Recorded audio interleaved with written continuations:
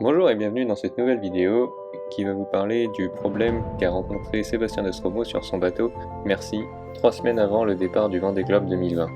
Alors là vous allez me dire, mais qu'est-ce que je viens faire ici? Eh ben ce que je viens faire ici, c'est que son bateau en fait il est un petit peu spécial. Il dispose d'un moteur électrique pour sa propulsion et des batteries valence.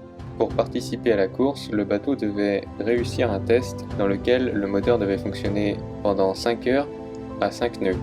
Ayant échoué à son premier test suite à un déséquilibre de batterie, j'ai été contacté en urgence par son équipe pour venir remplacer et équilibrer les batteries.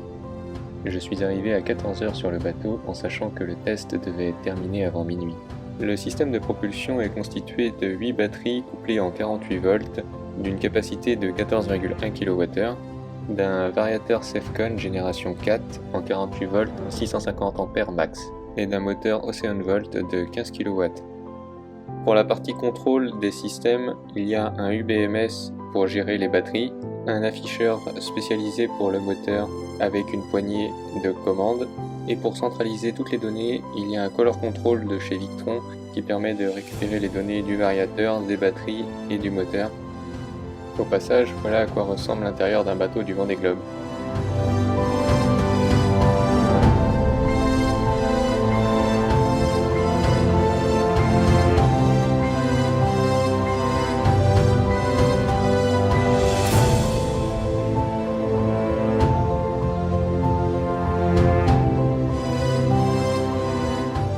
Après avoir remplacé les 2 batteries qui avaient des problèmes d'équilibrage interne, j'ai commencé à équilibrer le pack complet de manière optimale.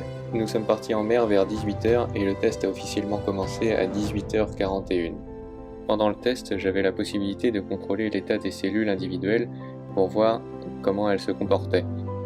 Pendant le test, le groupe électrogène du bateau fonctionnait à plein régime, soit environ 3,5 kWh, en sachant que le moteur peut consommer entre 5 à 9 kWh en fonction de l'allure du bateau par rapport au vent. La différence est donc prise sur les batteries. Le test s'est terminé à 23h42, soit 5 h et 1 minute.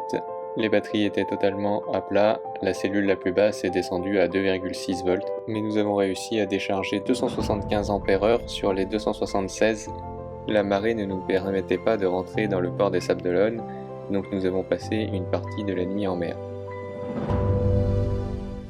Et puis j'ai aussi parlé au principal intéressé, Sébastien Nostromo évidemment. Écoutez quelle a été sa première réaction jeudi quand on lui a parlé d'Alexis.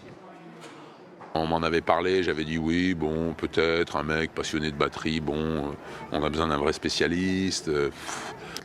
Et vous allez entendre que Sébastien Nostromo a très rapidement complètement changé d'avis. Puis le mec, c'est un génie des batteries au lithium. Donc il nous a sauvé la vie. Sans ce mec-là, on passait pas le test. Voilà, c'est la première belle histoire de ce Vendée Globe sur le village et Alexis, le jeune ingénieur, va être récompensé puisqu'il aura l'occasion de naviguer avec Sébastien sur son bateau dans les jours qui viennent. Et c'est ce que j'ai fait. Et je remercie Sébastien et toute son équipe pour les bons moments passés sur son bateau. N'hésitez pas à aller voir les autres vidéos que j'ai réalisées sur le ponton du Vendée Globe.